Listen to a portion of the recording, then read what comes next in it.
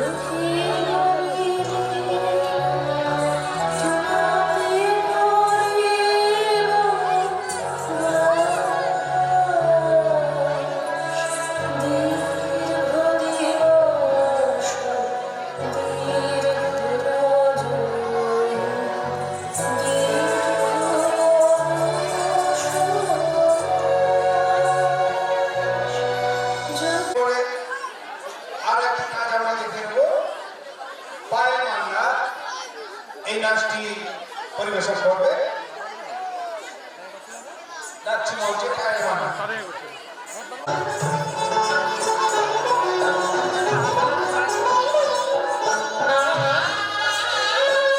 অনেক শিখা পুড়ে তবে এমন প্রদীপ জ্বলে, অনেক শিখা পুড়ে তবে ফল পেল না সুন্দরী গো, দোহাই দোহাই মান করো না, আজ নিশীথে কাছে থাকো না বলো না সুন্দরী গো, দোহাই দোহাই মান করো না। কিন্তু সাধনা না থাকলে, তপস্যা না থাকলে এইভাবে উপস্থাপন করা কখনো সম্ভব। তাই যে কোনো কাজ সাধনা তপস্যা। আমি অনুরোধ করবো এই পুরস্কারটি তুলে দেওয়ার জন্য। এটির জন্য আমি ডেকে নেব পৌলমী পাত্রকে। 2025 সালের মাধ্যমিক পরীক্ষায় প্রথম হাততালি দেওয়া তোমাদের দাদাদিদির জন্য। মাননীয় শ্রীযুক্ত বিধান চন্দ্র জানা মহাশয়, এক্সিকিউটিভ অফিসার, তিনি হচ্ছেন টোটন কুমার সারেঙ্গী মহাশয়। আমরা বিদ্যালয়ের পক্ষ থেকে ওনাকে এখনই উত্তরীয় এবং পুষ্প দিয়ে সম্বর্ধিত করব এবং তারপর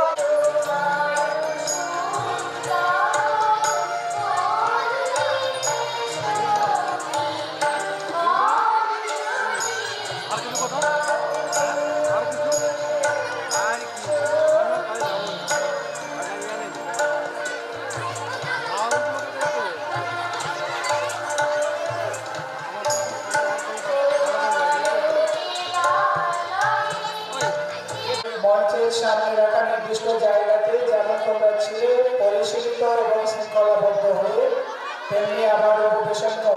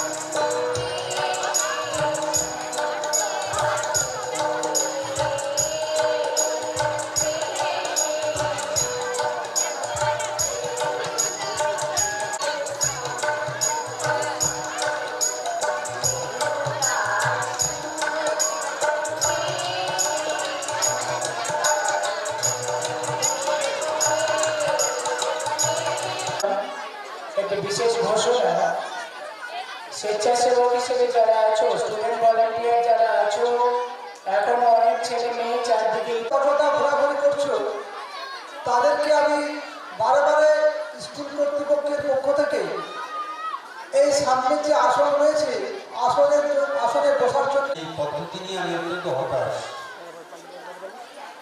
আমার নিজের ধারণা, আমাদেরকে দেখাও সবাই,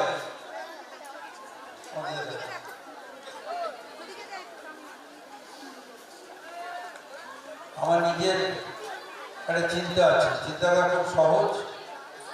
আমি মনে করি যে প্রত্যেকটা ক্লাসে মাস্টারমশাই ঢুকে বলবেন 5 মিনিট চোখ বন্ধ করে বসে থাকো, 5 মিনিট চোখ বন্ধ করে বসে থাকো, সবাই সমস্ত ছাত্রছাত্রীরা 5 মিনিট চোখ বন্ধ করে বসে থাকো। এখন যে একটা সময় চলেছে, শিক্ষক শিক্ষিকা অভিভাবক অভিভাবিকা সবাই জানেন এটা একটা দুরন্ত সময়, এবং আমরা ভালো কাজের জন্য তত উৎসাহিত নই, আমরা খারাপের দিকে উৎসাহিত বেশি, এবং এই খারাপ কাজের নানান সম্ভাবনাময় দিক আমাদের সামনে ক্রমশ খুলে যাচ্ছে, ফলে ছেলে মেয়েদের খারাপ হওয়ার দিকটা খুলে যাচ্ছে। অত্যন্ত যত্ন করে যারা নিজের ছেলে মেয়েদের রক্ষা করেন, এখন যে তারাই কিছু করতে পারেন তারা কিন্তু আশা করেন।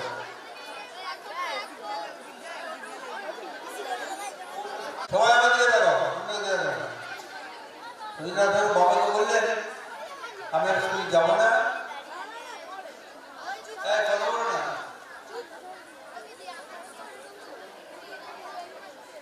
বললেন সব ছেলেরা খালি মারামারি করে, ঝগড়াঝাটি করে, কেউ জামা ধরে টানে, সেটা চুল ধরে টানে, ওই কথা ছেড়ে দেয়, আমি স্কুলে যাবো না।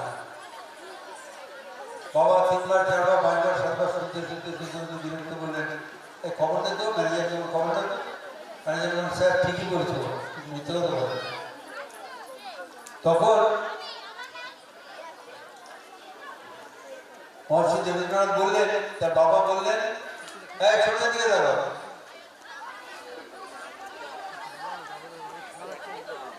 তার বাবা বললেন ঠিক আছে স্কুলে যাবে না, ঠিক আছে, কিন্তু পড়াশোনা করতে হবে। বলে হ্যাঁ পড়াশোনা করবো, তোমাদের মধ্যে ফাঁকিবাজ না, সবাই সবাই পৌলমী হচ্ছে না, সবাই ঘাট চুরি করছে, গান চুরি করছে, নাচ চুরি করছে, আর ভাবছে তখন ছাড়বে আমাকে। শোনো, রবীন্দ্রনাথ যখন ক্লাস 7-এ পড়ে তখন অত্যন্ত প্রতিভাবান মানুষ, সকলে দিয়ে দুঃখ। পরবর্তী জীবনে তিনি রবীন্দ্রনাথ আস্তে আস্তে সংস্কৃত শিখলেন, শেষে সংস্কৃতে তিনি বেদ পড়তে আরম্ভ করেছেন। বেদ পড়ছেন, ঋগ্বেদ পড়ছেন, পড়তে পড়তে দেখলেন একটা সুন্দর শ্লোক আছে,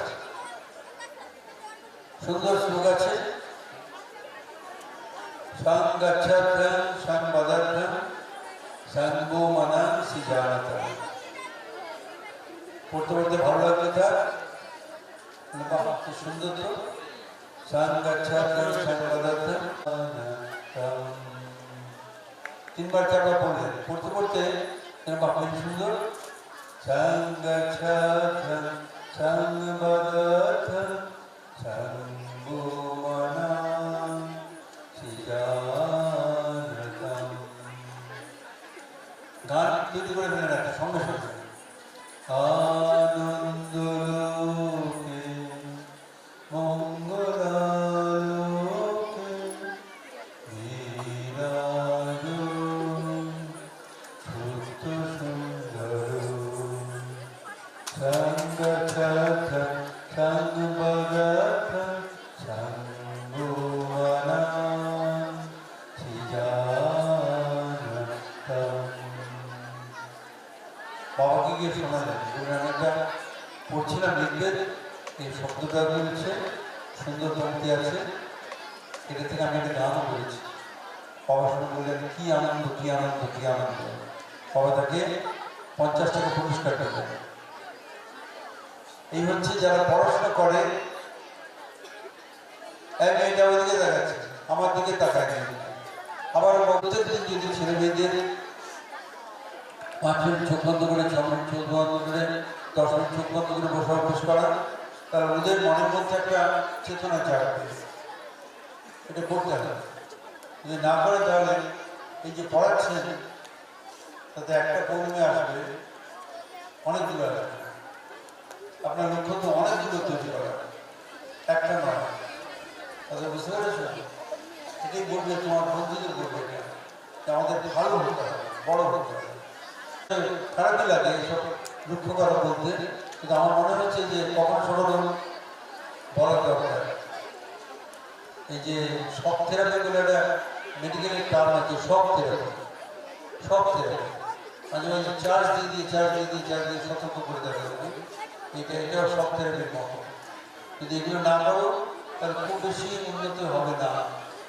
হসপিটাল স্কুলের হলো বেশ, না ফিরলেই ভালো হতো, সন্দেহ নাই বেশ। চেহারাটা দেখছি ভালোই, নাই তো কোনো খুঁত। বেটা যেন শ্যাওড়া গাছে স্কন্ধ কাটা ভুল। যেমনি তুমি উদার মানুষ, তেমনি মহৎ প্রাণ।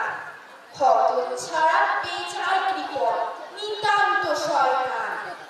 সকাল বেলা তোমায় দেখে বেচায় খুশি আজ।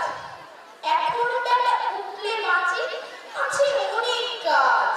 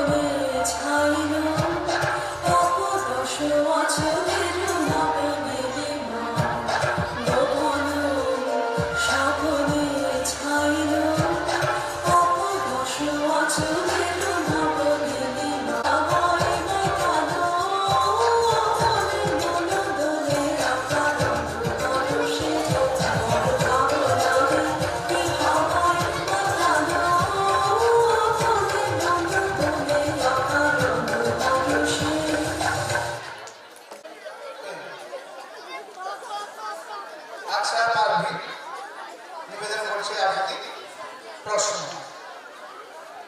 কবিগুরু রবীন্দ্রনাথ ঠাকুরের লেখা প্রশ্ন। মা গো, আমার ছুটি দিতে বল, সকাল থেকে পড়েছি যে বেলা।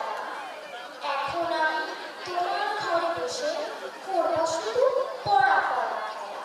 তুমি বলছো দুপুর এখন সব, না হয় যেন সত্যি হলো না। মাঠের থেকে এলো সবাই ফিরে, মাঠের থেকে এলো চাষির দল। মনে কর না উঠলো সাজের তারা, মনে কর না সন্ধে হলো যেন। রাতের বেলা দুপুর যদি হয়, দুপুর বেলা রাত হবে না কেন?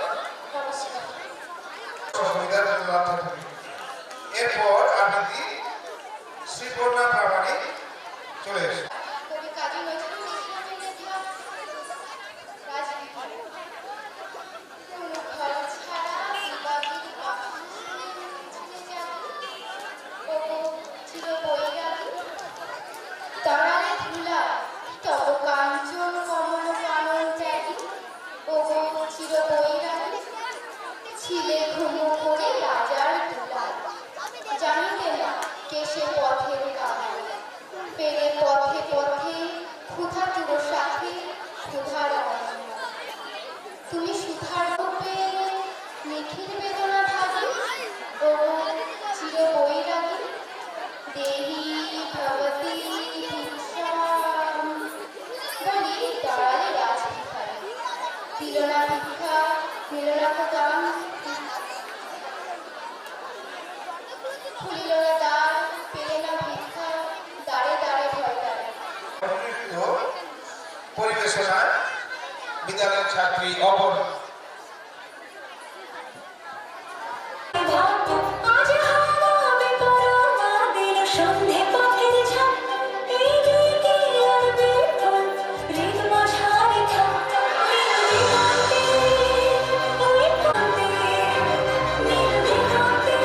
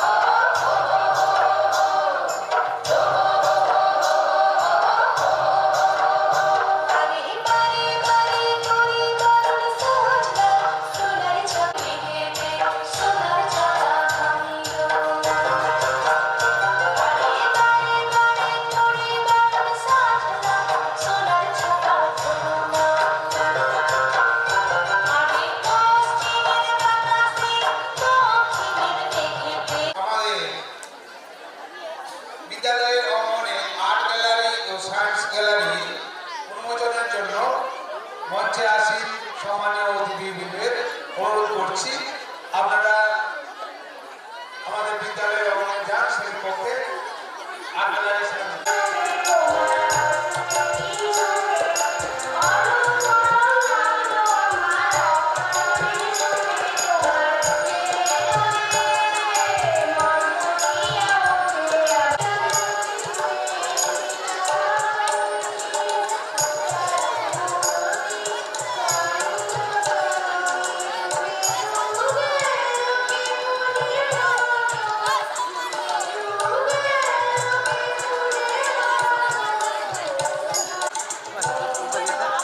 পক্ষ থেকে অনেক অনেক শুভেচ্ছা ও আশীর্বাদ জানাই।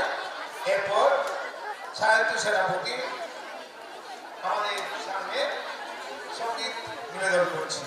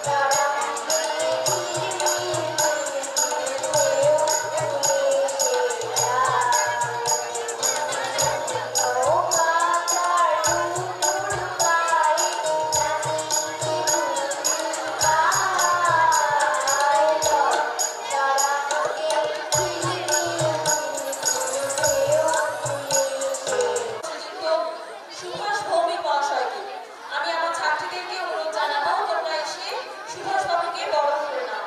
তাদেরকে একটু বলবো, একটু ধৈর্য ধরে শোনো। আপনার নিয়ম শৃঙ্খলায় হচ্ছে যে মানুষের বড় হওয়ার প্রথম সোপান। উপরে উঠতে গেলে আগে লাগে নিয়ম শৃঙ্খলা, তারপরে লাগে সুস্থ শরীর, তারপরে লাগে সুস্থ মন। এই তিনটে যদি হয় তাহলে সুস্থ শিক্ষা মনের মধ্যে আসবে। আর সুস্থ শিক্ষা হলে তবে গিয়ে একটা মানুষ হওয়া যাবে। বড় তো সবাই হবে। জাগতিক নিয়মে পুরো স্কুলটা ঘুরে ঘুরে দেখছিলাম। ইভেন এখানে যেখানে রান্না করে খাওয়ার ব্যবস্থা হচ্ছে সেখানেও একসাথে বসে খেলাম। আমি কেমন যেন কিছু দিনের জন্য বা কিছু সময়ের জন্য আমার পুরনো ইতিহাস সেই নস্টালজিক জীবনে ফিরে গেছে। আমার যে শৈশব অবস্থা, আমার যে কৈশোর অবস্থাতে আমি যেসব স্কুলে পড়েছি, যে ধরনের অনুষ্ঠানগুলোতে অংশগ্রহণ করেছি, তো এখানে সেই তোমাদের প্রোগ্রামটাকে সার্থক রূপ দেওয়ার জন্য যে সমস্ত শিক্ষক শিক্ষিকা আক্রান্ত পরিশ্রম করেছেন তাদেরকে আমার পক্ষ থেকে হার্দিক অভিনন্দন, শুভেচ্ছা জানাই। তোমাদের ছাত্রছাত্রী যারা প্রোগ্রাম এখানে করছিলেন আমি দেখছি হচ্ছে প্রত্যেকটা আইটেমের পরে প্রত্যেকটা আইটেম কীভাবে দিতে হয়। এর থেকে আমরা বুঝলাম যে না, এবার আমাদের দায়িত্ব এদের উপরে ছেড়ে দেওয়ার সময় এসেছে। এরা আস্তে আস্তে নিজেরাকে তৈরি করছে, এদেরকে দায়িত্ব ছেড়ে দিতে হবে।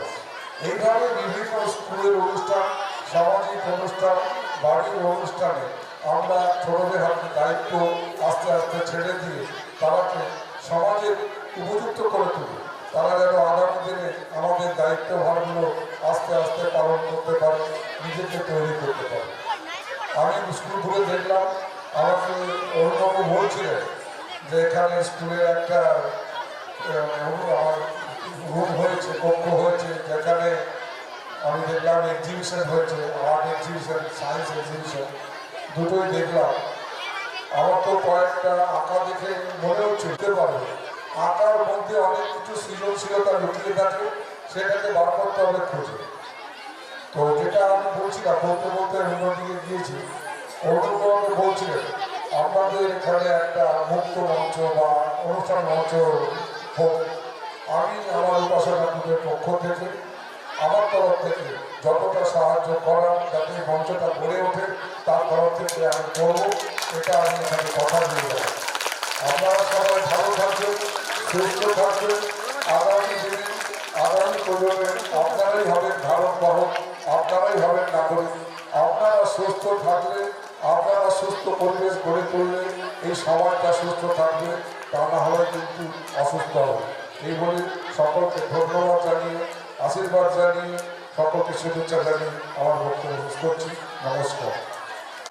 এবং খুব গর্বিত আগামী দিনে আমরা মঙ্গলময় ঈশ্বরের কাছে প্রার্থনা করব ওনার জীবন যেন সুস্থ থাকে এবং ওনার দীর্ঘায়ু কামনা করছি।